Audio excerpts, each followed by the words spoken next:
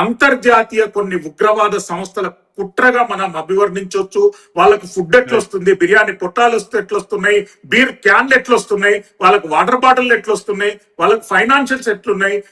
కేంద్ర ప్రభుత్వము ఇన్వోక్ చేసినటువంటి ఒక ఇన్వెస్టిగేషన్ లో ఒక ఉన్మాది ఆగస్టు 15 వరకు ఈ ఉద్యమాన్ని కొనసాగిస్తే వాళ్ళకు 10 కోట్ల రూపాయల డొనేషన్ ఇస్తా అంటనంటే, భారతదేశ సార్వభౌమాధికారం అంటనంటే అంత వీక్ లేదురా నాయన.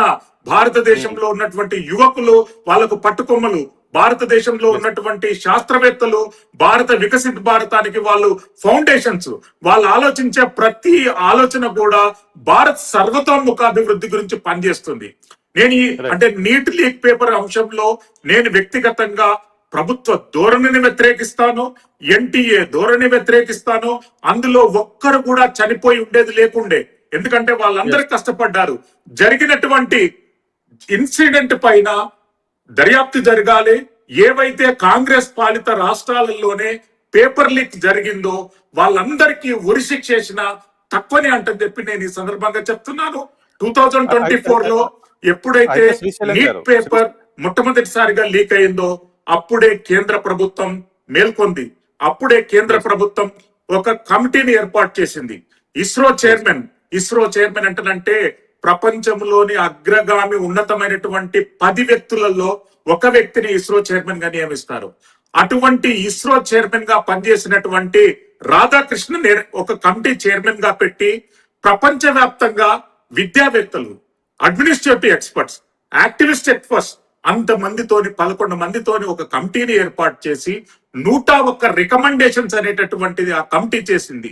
101 రికమెండేషన్ చేసినటువంటి ఆ కమిటీ నివేదికను కేంద్ర ప్రభుత్వం అధ్యయనం చేయడమే కాకుండా నేషనల్ టెస్టింగ్ ఏజెన్సీని ఏర్పాటు చేసి వాళ్ళు ఇచ్చినటువంటి సూచనలన్నీ ఇంప్లిమెంట్ చేసేందుకు పనిచేస్తున్నటువంటి తరుణంలో కాంగ్రెస్ పాలిత ప్రాంతాలలో ఉన్నటువంటి కొన్ని కుట్ర ఇన్స్టిట్యూషన్స్ ఈ లీకేజ్ కు పాల్పడ్డాయి అనేటటువంటిది వాస్తవం.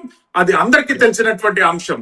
ఎవరు దోషులు ఎవరనేది బయటపడింది, ఎక్కడ ప్రాబ్లం జరిగింది అనేటటువంటిది బయటపడింది. ఒకవేళ కాంగ్రెస్ పాలిత ప్రాంతాలలోనే ఈ లీకేజ్ జరిగిందంటే కాంగ్రెస్ ఒక్కసారిగా డిఫెన్సివ్ మోడ్ లోకి వెళ్తుంది అనేటటువంటి ఉద్దేశంతో దొంగ నాటకాలు, దొంగ రాజకీయాలతోని యువతను అడ్డు పెట్టుకొని వాళ్ళ రాజకీయ పబ్బం గడుపుకునేటటువంటి పరిస్థితులలో ఈ రోజు కాంగ్రెస్ పార్టీ ఉంది. గతంలో 60-65కు పరిమితమయ్యాయి. కొన్ని రాజకీయ పరిస్థితుల కారణంగా 98-90 వరకు మొన్నొచ్చాయి. ఇలాంటి కుట్రలు కుతంత్రాలు చేస్తే భారతదేశ యువత కాంగ్రెస్ పార్టీని బహిష్కరించడమే కాకుండా వాళ్ళను సింగిల్ డిజిట్ కు పరిమితం చేసేటటువంటి రోజులు అతి త్వరలో వస్తాయి. సంపత్ 2024 లో నీట్ పేపర్ బీహార్ నుండి లీక్ అయింది. బీహార్ లో అప్పుడు 155 క్వశ్చన్స్ అనేటటువంటి 155 క్యాండిడేట్స్ వాళ్ళని ఐడెంటిఫై చేశారు. ఎవరినైతే ఐడెంటిఫై చేశారో వాళ్ళందరికీ మళ్ళీ ఆయా సెంటర్లలో రీ ఎగ్జామ్ అనేటటువంటిది కండక్ట్ చేసింది.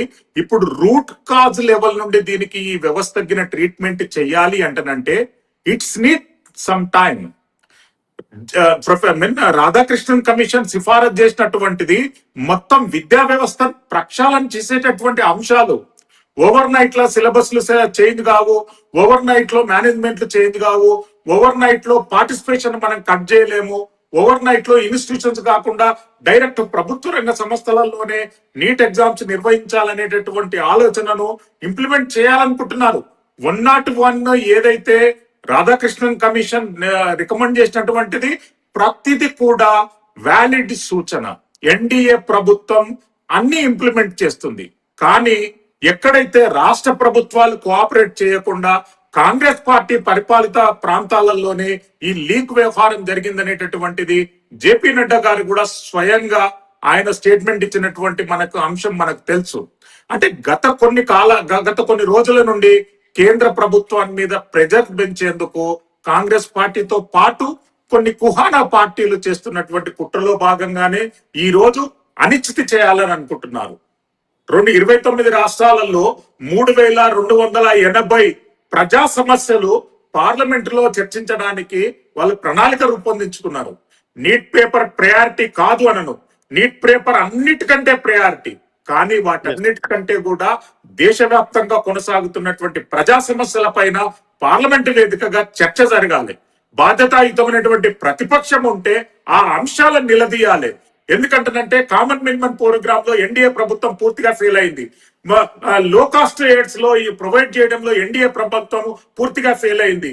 ఆ రూరల్ డెవలప్మెంట్ లో మినిమం వసతులు ఏర్పాటు చేయడంలో ఎన్డీఏ ప్రభుత్వం పూర్తిగా ఫెయిల్ అయింది. ఈ కాంగ్రెస్ పార్టీ ఆ అంశాలను ఏమనెత్తాలి. ఎక్కడైతే జస్టిస్ జరగడం లేదో జస్టిస్ గురించి ఫైట్ చేయాలి. ఆల్రెడీ నీట్ పేపర్ లీక్ లోపల ఎంతవరకు ప్రభుత్వం స్పందించి ఇన్వెస్టిగేషన్ కొనసాగించాలో అంత ఇన్వెస్టిగేషన్ కొనసాగిస్తుంది. అందులో ఏ ఒక్క వ్యక్తిని కూడా ఉపేక్షించేది లేదు అంటని చెప్పి అర్ధరాత్రి దేశాన్ని ఉద్దేశించి నరేంద్ర మోడీ గారు ప్రసంగించినటువంటి వీడియో దానికి చాలా చక్కటి నిదర్శనం. గతంలో పార్లమెంట్ మీద దాడి జరిగినా గాని ఏ ప్రజాప్రతినిధి కనీసం పత్రికా ప్రకటన అయినటువంటి దౌర్భాగ్యం అనేటువంటి పరిపాలనలో మనం కొనసాగాం. ఈరోజు ప్రశ్న పత్రాల లీకేజ్ పైన కేంద్ర ప్రభుత్వం స్పందించడమే కాకుండా సిబిఐ 14 టీంలు ఏర్పాటు చేసి సుమారు అనుమానితులుగా ఉన్నటువంటి 370 మందిని విచారణ గావించి ఇప్పటి వరకు ఒక 18-15 మందిని రిమాండ్ చేయడం అనేది జరిగింది. ఇంకా చాలా అరెస్టులు జరుగుతాయి, చాలా రిమాండ్లు జరుగుతాయి అంటని చెప్పి ఇన్వెస్టిగేషన్ అధికారులు చెప్తున్నారు. మీరు ఒక బాధ్యతాయుతమైనటువంటి ప్రధానమంత్రి ఉన్నారు కనుక అర్ధరాత్రి దేశాన్ని ఉద్దేశించి ప్రసంగిస్తున్నారు. ఒక బాధ్యతాయుతమైనటువంటి మంత్రిమండలి ఉంది కనుక ఏ అంశాలను ప్రయారిటీ ఇవ్వాలో ఇవ్వద్దు అని తెలియనటువంటి కాక్రోచ్ జనతా పార్టీ లాంటి వాళ్ళ దగ్గరికి వెళ్ళి మాట్లాడుతున్నారు. అంటేనంటే ఇంతకంటే పెద్ద అడ్మినిస్ట్రేషన్, ఇంతకంటే పెద్ద ప్రజాస్వామ్యం అనేటటువంటిది మన కనుచూపు మేరలో ఎక్కడ కనిపించదు. సంపత్, మనం గొప్ప పరిపాలనలో ఉన్నాం, దాన్ని పాడు చేసుకోవద్దు. యువత మేల్కొనాలి, విద్యార్థులు వాళ్ళ రైట్స్ తెలుసుకోవాలి. ఈ అంటే కాస్మోపాలిటన్ కల్చర్ లోపల నువ్వు ఎలా అభివృద్ధి చెందాలనేటటువంటి గుణపాఠాలు ఎన్డీఏ ప్రభుత్వం మనకు నేర్పిస్తుంది.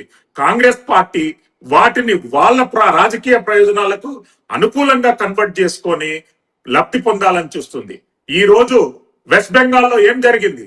మనం గత 10-15 సంవత్సరాల సంది ప్రతి ఒక్కరు నెత్తినోరు కొట్టుకుంటున్నారు. ఈ రోజు రిజల్ట్ ఏంటిది అక్కడ జరుగుతుంది? అక్కడ ఒక నరమేధం కొనసాగింది. మన దేశంలో ఉంటూ మన మీద యుద్ధం చేసే వాళ్లకు అక్కడ ప్రభుత్వం సహకరించింది.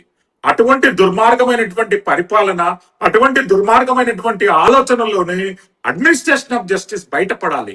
యువత ఈ రోజు వాళ్ళు ఖాళీగా లేరు. కాంగ్రెస్ పార్టీ చెప్తున్నటువంటి కల్లిబుల్లు కబుర్లు చెప్పడానికి వాళ్ళు సైకలాజికల్ గా ప్రిపేర్ అయ్యి లేరు. దే వాంట్ ఇంకెక్కువ మాట్లాడితే కాంగ్రెస్ పార్టీని దేశం నుండి బహిష్కరించాలి. ఇన్ని సమస్యలకు, ఇన్ని వ్యవస్థలలో లోపాలకు కారణభూతం కాంగ్రెస్ పార్టీ అనేటటువంటిది యువత గ్రహించింది, విద్యార్థులు గ్రహించారు, మీరు గ్రహించారు, నేను గ్రహించాం. అందు గురించే ఇట్లా మాట్లాడుతున్నాం.